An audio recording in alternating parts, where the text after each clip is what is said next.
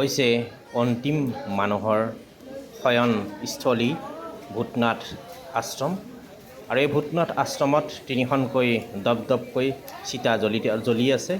আৰু চিতাৰ কাষতেই এইসকল সাধকে কেনেধৰণে সাধনাত ব্যস্ত হৈ আছে। সন্মুখত ৰাখিছে নেমু আৰু কিছু সামগ্ৰী।